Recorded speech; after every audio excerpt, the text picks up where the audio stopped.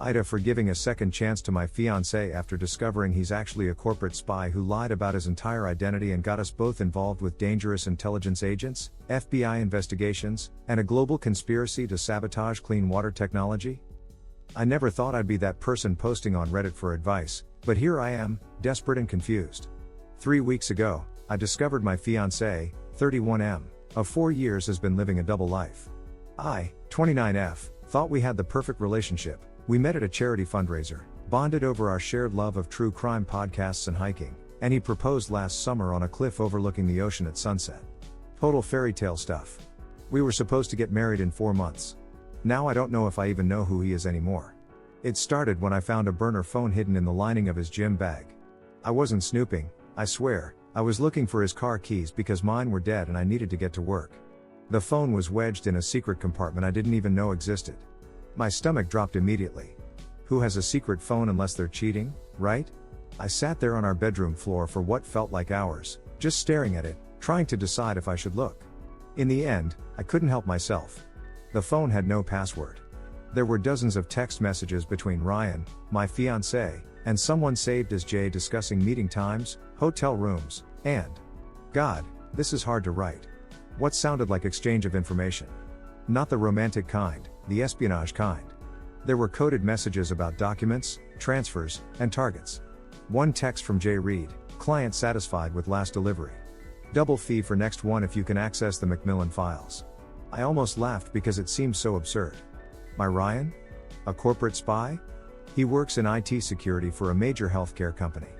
He brings home funny stories about clueless executives who can't remember their passwords. He volunteers at animal shelters on weekends. He cried during Up. This couldn't be real. When he got home that night, I confronted him with the phone. I'll never forget the look on his face, not guilt or shame, but fear. Real, visceral fear. "Where did you find that?"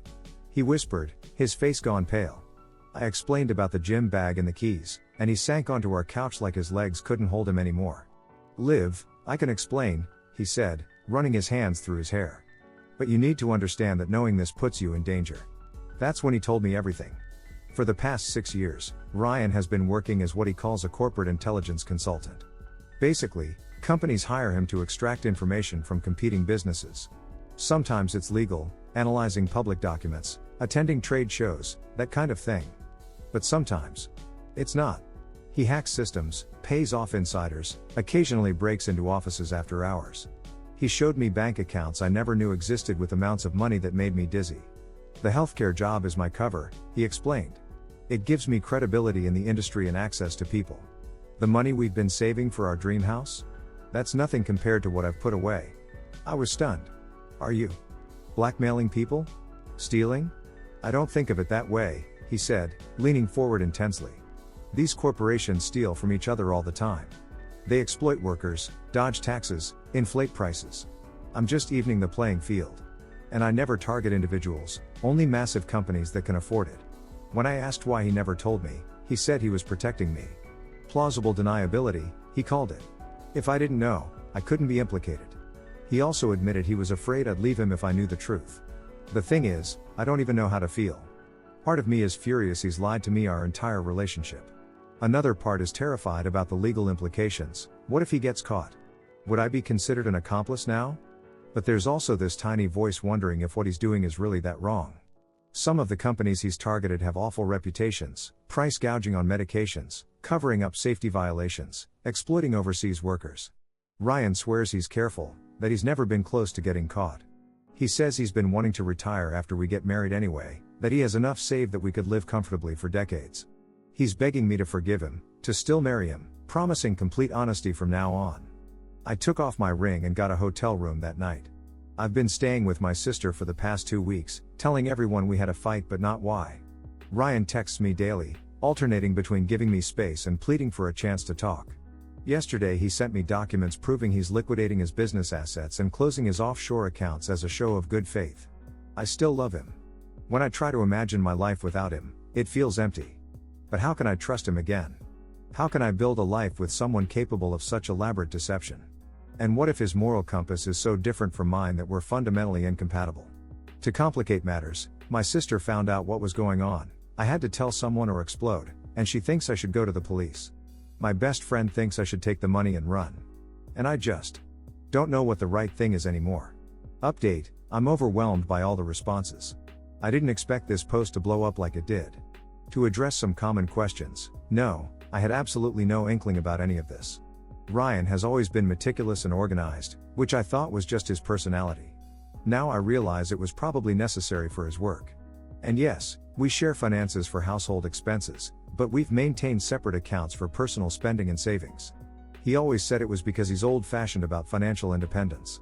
Looking back, there were red flags I missed, unexplained absences he attributed to server emergencies at work, occasional burner phones I thought were for testing security protocols, his insistence on separate email accounts for different purposes, which he said was cybersecurity best practice. For those asking if I'm afraid for my safety, no, not from Ryan. Despite everything, I know he would never hurt me. But I am afraid of who might be after him or the information he has. When I asked about this, he said his clients don't know his real identity, and he's always worked through multiple layers of cutouts and anonymizers. Still, I'm not naive enough to think that makes us completely safe. I agreed to meet Ryan for coffee yesterday at a public cafe. He looked terrible, unshaved, dark circles under his eyes. He slid a USB drive across the table to me. "Everything's on here," he said. "Every job I've done, who I've worked for, how much I was paid. All my methods, contacts, everything. I'm giving you all the leverage. If you want to go to the authorities, this is enough to put me away for years." When I asked why he would do that, he just said, "Because I trust you to make the right decision, whatever that is. And because I need you to know I'm serious about having no more secrets between us." I haven't looked at the drive yet. It's sitting in my purse like a grenade with the pin half pulled. I don't know if I want to know the full extent of what he's done. Part of me thinks ignorance might be better. The most surreal part of all this is how normal Ryan seems when we talk about anything else.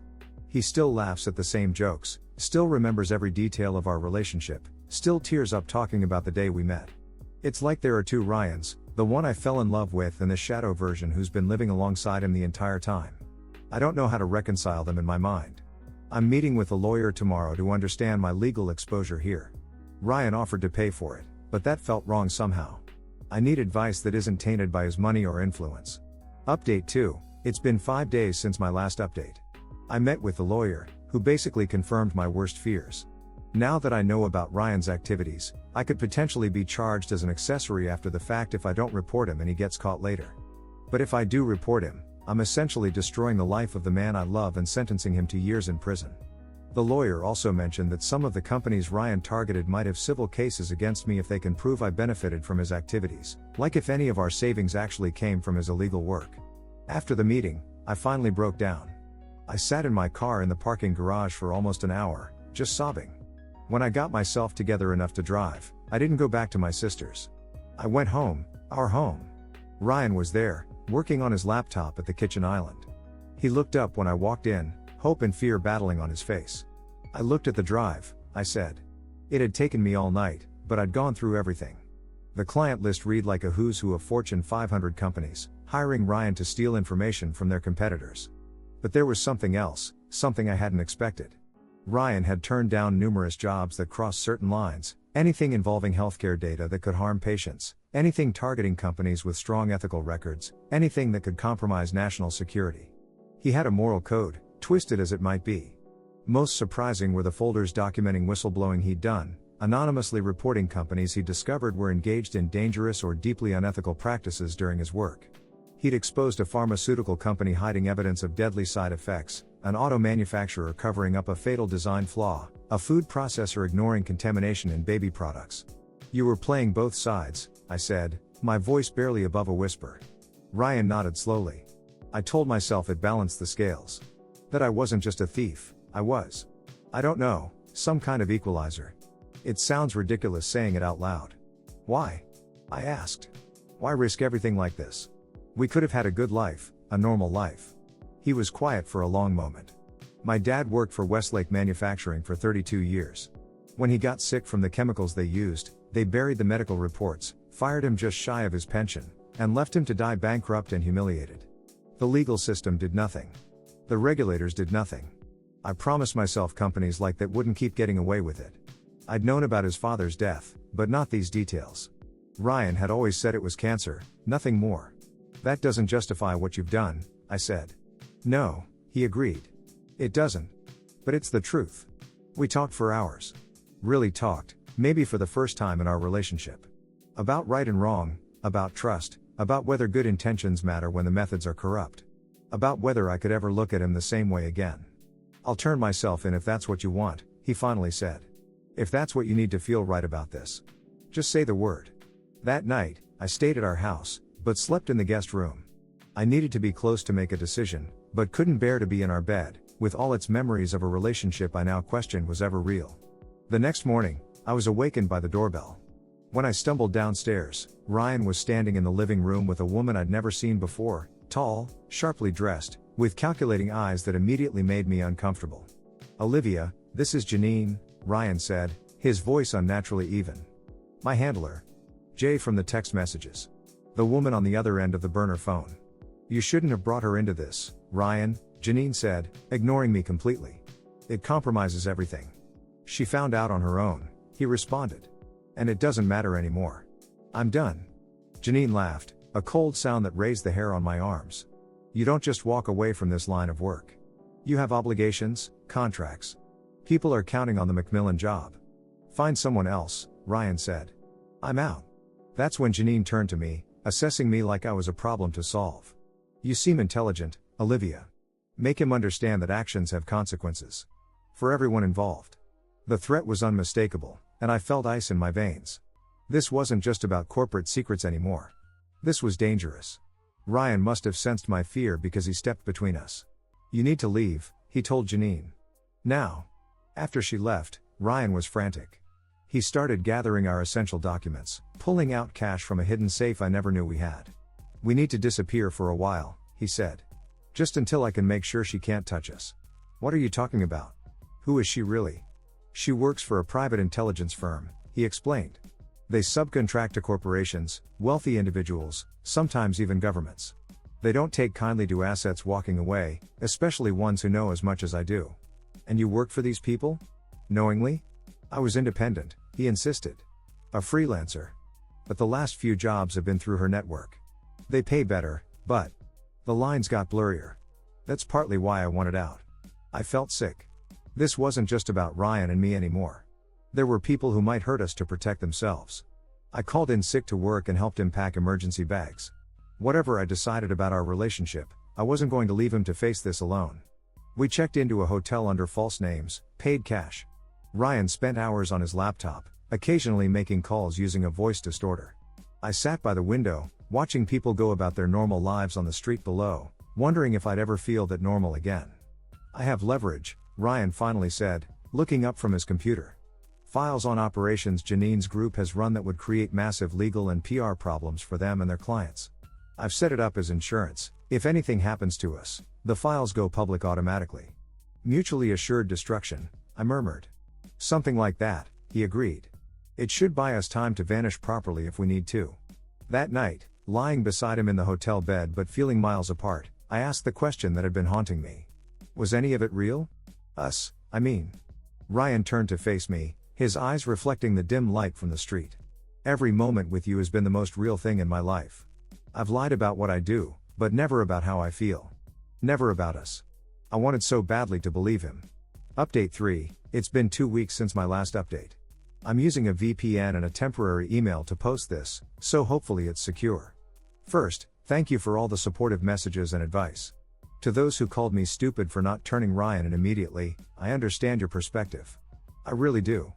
But until you've been in a situation where the person you love turns out to be someone else entirely, you can't know what you'd do. We stayed at the hotel for 3 days before moving to a cabin Ryan had apparently purchased under a shell company 2 years ago. An exit strategy, he called it.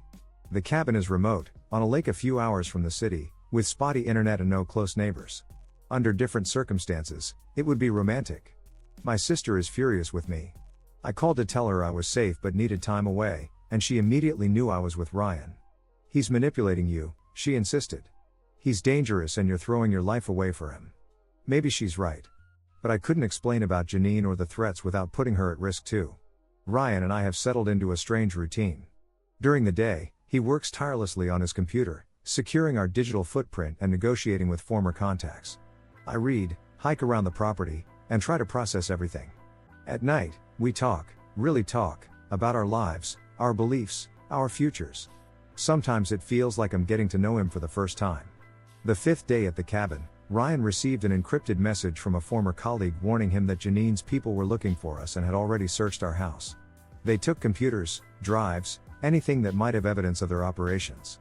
The message included a photo of our bedroom torn apart. Seeing our private space violated like that made everything more real, more terrifying. "I never wanted this for you," Ryan said, his voice breaking. "I thought I could keep these worlds separate." "Were you ever going to tell me?" I asked. "If I hadn't found the phone?" After a long pause, he admitted, "I don't know. I told myself I would, after we were married, after I got out of the business. But honestly, I was afraid of losing you." That night, I made a decision. I put my engagement ring back on. Not because I'd forgiven everything, but because whatever happened next, we'd face it together. The moment felt significant, like choosing a path that couldn't be unchosen. The next morning, my phone rang, a number I didn't recognize. Against Ryan's advice, I answered it. It was Alex, a coworker from my marketing firm. "Liv? Where are you? The FBI was here asking questions about you and Ryan." My blood ran cold. "What? Why?" They wouldn't say exactly. "Something about corporate espionage. Everyone's freaking out. HR is pulling all your files." After hanging up, I confronted Ryan. "You said you were careful. You said there was no trail." "There isn't," he insisted, looking genuinely confused. Unless Janine reported me to burn me before I could expose her operation." That's when I realized I could lose everything. My job, my reputation, my freedom. All for a man whose real life I'd only discovered weeks ago. Panic welled up inside me, and I struggled to breathe. Ryan held me while I cried, whispering that he'd fix this, that he'd turn himself in if it came to that. "This isn't just about us anymore," he said. "If they're involving federal agencies, it's bigger than corporate espionage. Janine's people must have operations that cross into national security. That's why they're scorching the earth to contain this." That night, unable to sleep, I slipped out to the dock and sat with my feet in the cool water, watching the moon's reflection ripple across the lake. The peaceful scene felt like it belonged to someone else's life. I heard footsteps on the wooden planks and tensed before realizing it was Ryan. "You should come inside," he said softly. "It's not safe out here in the open." "None of this is safe," I replied. "Nothing has been safe since I found that phone." He sat beside me, leaving space between us. "I know you wish you never found it." "That's the thing," I said, surprising myself with the truth that came out. "Part of me is almost glad. Before this, I was in love with someone who didn't fully exist. At least now I know who you really are."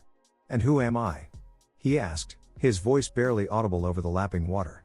I thought about it for a long moment. "You're someone who does wrong things sometimes for right reasons. Someone who lies to protect what matters to you. Someone who's more complicated than the person I thought I knew." I turned to look at him. "I'm still figuring out if I can love that person." He nodded slowly, accepting this partial truth as the closest thing to forgiveness I could offer right now. The next morning, everything changed again. I woke to find Ryan intensely focused on his laptop, his face pale. "What is it?" I asked, immediately alert. "Macmillan Industries," he said. "The job Janine wanted me to do. I've been researching what she might be after." He turned the screen toward me. "They're developing a water filtration system that could provide clean water at a fraction of current costs. It could help millions of people in developing countries. And someone wants to steal it? Not just steal it. According to these internal emails I accessed, there's evidence someone's been trying to sabotage the project entirely. The leading rival company stands to lose billions if this technology goes to market. So this isn't just corporate espionage.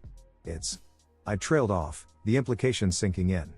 "It's essentially condemning people to disease and death for profit," Ryan finished.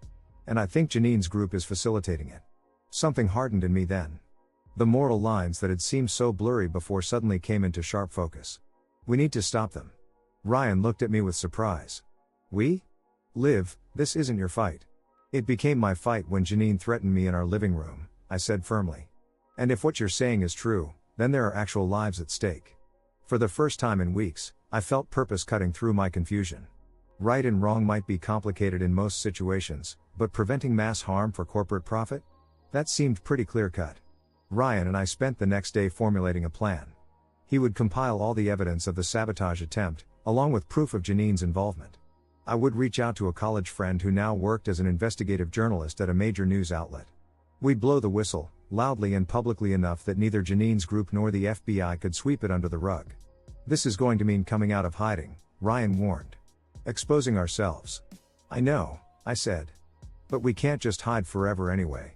That night, as we worked side by side, I felt something shift between us. Not forgiveness exactly, but partnership. A shared purpose that transcended the betrayal and lies. For the first time, I thought maybe we could find our way back to each other, not as the people we were before, but as something new. Then my phone buzzed with a text from an unknown number. Just 4 words that made my heart stop. I know where you are. Update 4, I don't have much time to write this update. Everything has happened so fast since my last post. After receiving that text, Ryan insisted we leave the cabin immediately. We packed only essentials and took his emergency getaway car, an older model without GPS or modern tracking capabilities that he'd apparently stashed nearby months ago. We drove through the night, switching directions randomly, using only cash for gas and supplies. Who sent that text? I kept asking. Could be Janine, could be the FBI, could be someone else entirely, Ryan replied, his knuckles white on the steering wheel. Doesn't matter. We can't risk staying put. We ended up at a motel outside a small town I won't name. Ryan used a fake ID to check us in, another thing he'd prepared just in case. As we settled into the dingy room, I realized how far down the rabbit hole I'd gone. A month ago, I was planning flower arrangements for my wedding. Now I was on the run with a man I wasn't sure I knew, using fake identities and burner phones. We need to accelerate the plan, Ryan said, immediately setting up his laptop with security measures I didn't understand. If they've found the cabin, we don't have much time before they close in. I reached out to my journalist friend, Emma, using a secure messaging app Ryan insisted on. To my relief, she responded almost immediately. After hearing a condensed version of our situation, she agreed to meet us, not out of trust, she made clear, but because the story was potentially explosive enough to warrant the risk. The meeting was set for a public park the next day.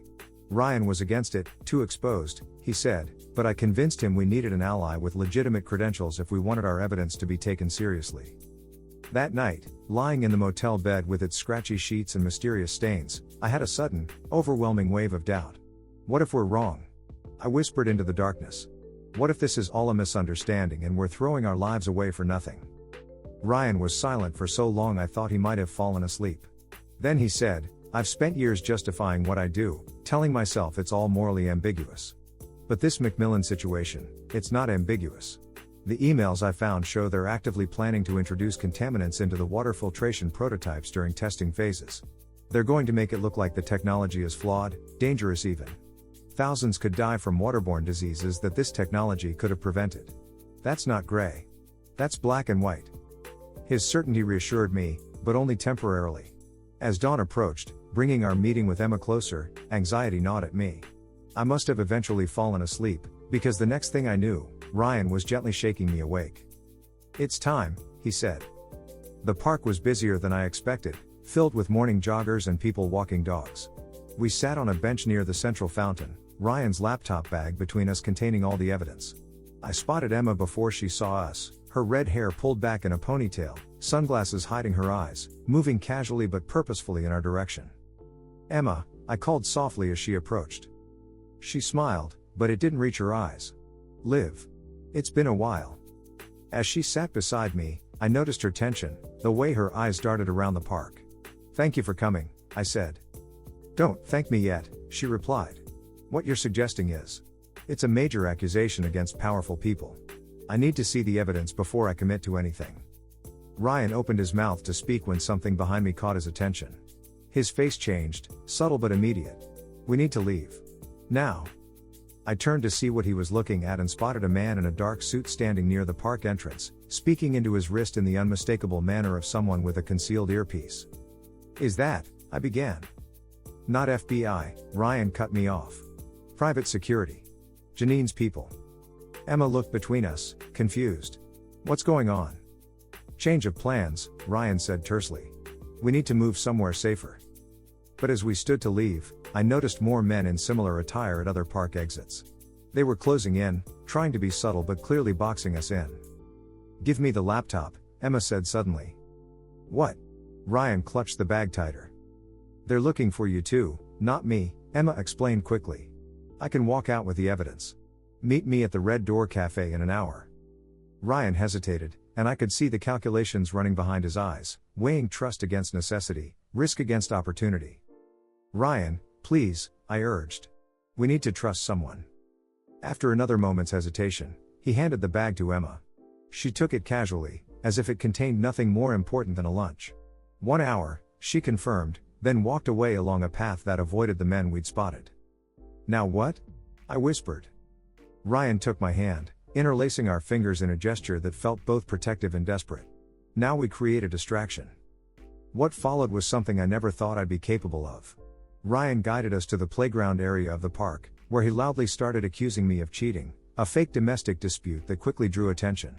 As a crowd gathered, we used the confusion to slip away through a maintenance gate Ryan had spotted earlier. We ran through service alleys and back streets, taking a convoluted route to the Red Door Cafe. By the time we arrived, breathless and jittery with adrenaline, we were almost 20 minutes early. We ordered coffees and took a table at the back with a clear view of the entrance. 30 minutes passed. Then 45. No sign of Emma. Something's wrong, I said, the sick feeling in my stomach growing. Ryan's phone buzzed with a text from an unknown number. Check the news. He pulled up a local news site on his phone, and there it was, breaking news about an attempted robbery gone wrong in the park we'd just left.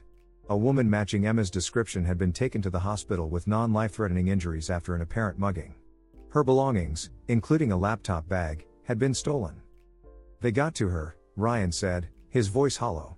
They have the evidence now. I felt the room spinning around me. Will they hurt her? No, they're smarter than that.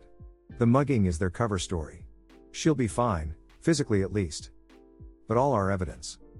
Not all of it, Ryan said, pulling a small flash drive from his sock. I keep backups of backups. But this copy isn't complete, and now they know exactly what we have and what we're planning. As we sat there, trying to decide our next move, Ryan's phone buzzed again. A text from the same unknown number. Still want to be a hero? Macmillan headquarters. Midnight. Come alone or Olivia faces charges as your accomplice. Ryan showed me the message, his face grim. It's Janine. You can't go alone, I protested. It's obviously a trap. Of course it is, he agreed. But what choice do we have? If I don't show, they'll bury the evidence and make sure you go down with me. Then I'm coming with you, I insisted. He started to argue, but something in my expression must have stopped him. After everything we'd been through, he knew better than to try to sideline me now. We spent the rest of the day preparing as best we could. Ryan reached out to former contacts who owed him favors, gathering information about Macmillan's headquarters security, Janine's possible moves. I called my sister from a payphone, leaving a cryptic message that would only make sense to her. If something happened to me, she would know to look in the hidden compartment of my jewelry box where I'd left a sealed letter explaining everything. As midnight approached, we stood across the street from Macmillan's gleaming corporate tower, most of its windows dark except for the standard security lighting. Last chance to back out, Ryan said softly. I could still go alone. I took his hand, feeling the slight tremor in his fingers that betrayed his fear. We started this together. We'll finish it together. We crossed the street and approached the front entrance. To our surprise, the security guard waved us through immediately, as if we were expected. The elevator took us to the executive floor, all sleek glass and polished wood, with a stunning view of the city lights. And there, waiting in the CEO's office, was Janine. But she wasn't alone. Standing next to Janine was Charles Macmillan himself, the aging founder and CEO of Macmillan Industries, and beside him, most shocking of all, my sister Kate. Kate? I gasped. What are you doing here? She didn't answer, just gave me a sad, apologetic look that sent ice through my veins. Your sister has been quite helpful, Janine said smoothly. She's been keeping us updated on your movements ever since you went to stay with her. How else do you think we found the cabin so quickly?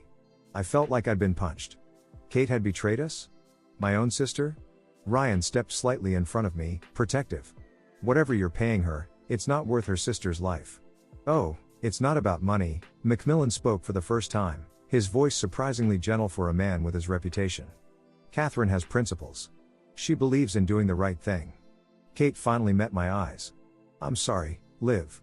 But you have no idea what you've gotten involved in. We know exactly what we're involved in, I shot back. They're trying to sabotage a water filtration system that could help millions of people. A strange look passed between Kate, Janine, and Macmillan. Is that what he told you? Kate asked quietly. Ryan tensed beside me. I saw the emails. The plans to contaminate the prototypes during testing. Show them, Macmillan said to Janine, who nodded and turned a laptop on the desk toward us. On the screen was an email chain, some of the same ones Ryan had shown me, but with additional messages that changed the entire context. The contamination wasn't about sabotaging tests, it was about stress testing the filtration system with extreme pollutants to ensure it could handle real-world conditions in the most contaminated water sources. The filtration system works too well in laboratory conditions, Macmillan explained. It removes everything, including beneficial minerals that people in developing nations need. We were modifying the test to make sure the final product leaves in what's necessary while taking out what's harmful. I turned to Ryan, whose face had gone pale. You knew this? You manipulated the evidence? No, he said, but there was uncertainty in his voice. I didn't see these messages. Janine only gave me partial information. Because that's what you do, Ryan, Janine said. You see what you want to see. You've always been selective about the truth when it serves your narrative of being some kind of corporate vigilante. My mind was spinning. I don't understand. If the filtration system is legitimate, then why all this? I gestured around us. The threats, the chase, everything? Macmillan sighed heavily. Because while the filtration system is real, there are other aspects of my company that are problematic. Things I've been trying to change, but facing internal resistance about. Charles came to us 6 months ago, Janine explained. He suspected someone inside Macmillan was selling proprietary technology to competitors. He hired our firm to investigate discreetly. Your firm? Ryan asked. I thought you worked for the rival companies trying to steal the filtration system. I work for a private intelligence agency that specializes in corporate security, Janine said. We protect companies from people like you, Ryan. Kate stepped forward. When you told me what Ryan did, I contacted the FBI, not to get you in trouble, but because I was worried about you. They put me in touch with Janine's agency because they'd been tracking Ryan's activities. You've been under investigation for months, Janine told Ryan. We were building a case against you and your clients when you suddenly went off-grid. We needed to draw you out. So you used me as bait, I said, anger rising. My own sister helped you manipulate me. To protect you, Kate insisted. Ryan has been involved in operations that have gotten people hurt. People have lost jobs, reputations, livelihoods because of information he's stolen and leaked. Only from companies that deserved it, Ryan protested, but his voice lacked conviction. And who appointed you judge, jury, and executioner? Macmillan asked. Did you ever consider the factory workers who lost jobs when a company you targeted went under? The pension funds that collapsed? The collateral damage of your moral crusade? I could see Ryan struggling with this, the same moral quandary I'd been grappling with since discovering his secret life, but magnified. Had he been the hero of his own story while actually being the villain in a larger one? What happens now? I asked, my voice barely above a whisper. Janine slid a folder across the desk toward Ryan. You have options. Option 1, we have enough evidence to put you away for a very long time. Option 2, you work with us, legitimately, using your skills to help companies protect themselves against the very types of attacks you've perpetrated. A security consultant, Ryan said flatly. You want to domesticate me. I want to give you a chance to use your abilities for unambiguous good, Janine replied. With proper oversight. And what about me? I asked. Am I facing charges? Kate immediately stepped to my side. No. That was my one condition for helping them. You get complete immunity. We have no interest in prosecuting you, Olivia, Macmillan assured me. You were an unwitting participant in all this. The room fell silent as Ryan stared at the folder before him. I could see the war being waged behind his eyes, pride versus pragmatism, freedom versus consequence. Finally, he looked up at me. What do you think I should do? He asked softly. In that moment, I realized something profound. Despite everything, the lies, the danger, the moral compromises, I still cared what happened to him. More than that, I recognized that Ryan wasn't simply good or bad. He was complicated, flawed, capable of both selfishness and sacrifice. Just like me. Just like everyone. I think, I said carefully, that you should take responsibility for what you've done. And then try to do better. After a long moment, he nodded and reached for the folder. Final update, it's been 6 months since that night in Macmillan's office. A lot has changed. Ryan accepted Janine's offer and now works for her agency as a security consultant, helping companies protect their data from people like his former self. Part of his plea deal included returning money from his illegal activities and providing evidence against some of his more unscrupulous clients. He avoided prison time but is on probation for 5 years. Macmillan's water filtration system went into production 3 months ago. The first units are already being installed in communities across Southeast Asia and Sub-Saharan Africa. Early reports show dramatic reductions in waterborne illnesses. As for me, I've had to rebuild my life piece by piece. I left my marketing job, too many awkward questions after my unexplained absence, and now work for a non-profit that helps corporate whistleblowers navigate legal and personal challenges. The irony isn't lost on me. Kate and I are slowly repairing our relationship. I understand why she did what she did, even if the betrayal still stings sometimes. She was trying to protect me, just as Ryan thought he was protecting me by keeping his secret life hidden. So many good intentions paving so many difficult roads. The hardest question, of course, was what to do about Ryan and me. After everything was resolved legally, we had to face the personal fallout. Could a relationship survive such fundamental deception? Could we ever trust each other again? We decided to start over. Completely. No engagement, no shared apartment, no assumptions. We meet once a week for coffee and talk, really talk, about who we are, what we believe, what we want. It's like dating a stranger who somehow still knows all your secrets. Weird, but also freeing in a way. Last week, he asked if I'd ever consider marrying him again someday. I told him the truth, I don't know. The future is unwritten. But I do know that I'd rather have a relationship built on difficult truths than comfortable lies. I'd rather love the complicated, morally gray real person than an idealized fiction. So to answer the question in my original post title, am I wrong for giving a second chance to a man who lied about his entire identity? Maybe. Probably, according to many of you. But life isn't always black and white. Sometimes the right choice is just the one you can live with, the one that honors both justice and mercy. Sometimes love isn't about finding someone perfect, but about finding someone who's trying to be better, and helping each other along the way. Thank you, Reddit, for listening to my story. For those of you facing your own moral dilemmas and complicated truths, I don't have any wisdom to offer except this: there are rarely perfect solutions, only imperfect people doing their best to find their way through the gray.